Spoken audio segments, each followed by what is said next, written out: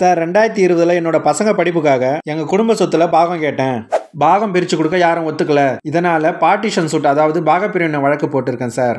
காரணமே இல்லாம என் சொந்தக்காரங்க வாய்தா வாங்கிட்டு இருக்காங்க. சீக்கிரமா முடிக்க ஏதாச்சும் வழி இருக்கா சார் அப்படின்னு கேட்டிருந்தாருங்க. அப்பதான் எனக்கு மெட்ராஸ் ஹைகோர்ட்ல ரீசெண்டா போட்ட சர்க்குலர் ஞாபகம் வந்துச்சு. அந்த சர்க்குலரை பத்தி அவருக்கு டீடைல்டா எக்ஸ்பிளைன் பண்ணிட்டு அடிஷ்னலா இன்னொரு ஐடியாவும் கொடுத்தங்க.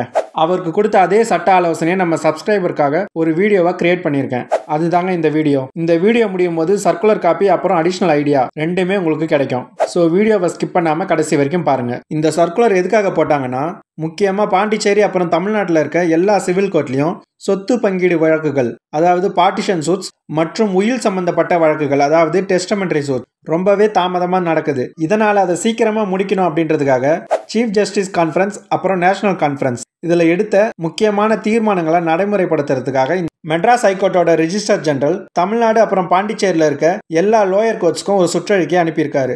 2025 ஆகஸ்ட் மாதம் 5ஆம் தேதி வெளியிட்ட சுற்றறிக்கை இதாங்க. அதுல பார்ட்டிஷன் சூட் அதாவது பாகப்பிரிவினை வழக்கு மற்றும் டெஸ்டமெண்டரி சூட்ஸ் அதாவது உயில் சம்பந்தப்பட்ட வழக்குகளை 6 மாதத்துக்குள்ள சீக்கிரமா நடத்தி முடிக்கணும்னு சொல்லியிருந்தாங்க. பாகப்பிரிவினை வழக்கு மற்றும் உயில் வழக்கு மட்டும் தான் இப்படி பண்ண முடியுமா சார்? இது இல்லாம நடக்கிற சிவில் கேஸும் சீக்கிரமா நடத்தி முடிக்க முடியாதா சார் அப்படின்னு நீங்க நினைக்கிறது எனக்கு புரியுதுங்க. அதுக்காக தான் அடிஷ்னலா ஒரு ஐடியா நான் உங்களுக்கு சொல்ல போறேன். ஒரு சிவில் கேஸை எப்படி சீக்கிரமா முடிக்கலான்னு ஏற்கனவே ஒரு வீடியோ போட்டிருந்தேன். அதுல நிறைய பேர் கமெண்ட்ல உயர்நீதிமன்றம் போனா கொஞ்சம் செலவாகுமே சார், அந்த செலவாகாம லோயர் கோர்ட்லயே இதை முடிக்க முடியுமா அப்படின்னு கேட்டிருந்தீங்க.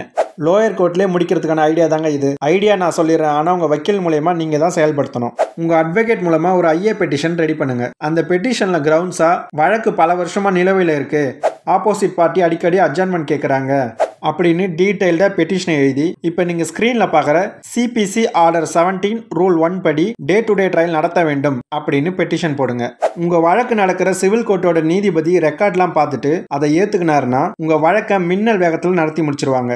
இப்போ மேலே பார்த்த சர்க்குலர் உங்களுக்கு தேவைப்பட்டா கமெண்ட்ல சர்க்குலர்னு டைப் பண்ணுங்க, நான் உங்களுக்கு சென்ட் பண்ணி வைக்கிறேன். நிலம் சம்பந்தமாக நம்ம சேனலில் நிறைய வீடியோ போட்டிருக்கோம். இந்த வீடியோவை பார்த்து முடிச்சுட்டு நம்ம சேனலில் போயிருக்க பிளேலிஸ்ட்டை ஒரு தடவை செக் பண்ணி பாருங்க. அடிஷ்னலாக சொன்ன இன்ஃபர்மேஷன் உங்களுக்கு யூஸ்ஃபுல்லாக இருந்துச்சுன்னா ஒரு லைக் பண்ணுங்க. கூடவே பக்கத்தில் ஹைப்னு ஒரு ஆப்ஷன் காட்டும், அந்த ஹைப்பை கொடுத்தீங்கன்னா இந்த இன்ஃபர்மேஷன் உங்களை மாதிரியே வேற யாருக்கெல்லாம் தேவைப்படுமோ அவங்களுக்கு யூடியூபே சஜஸ்ட் பண்ணுங்க. இந்த மாதிரி ரெகுலராக லீகல் இன்ஃபர்மேஷன் நீங்கள் தெரிஞ்சுக்கணும்னா நம்ம சேனலை சப்ஸ்கிரைப் பண்ணிக்கோங்க. கூடவே பக்கத்தில் இருக்க பெல் ஐக்கானை கிளிக் பண்ணி வச்சுக்கோங்க.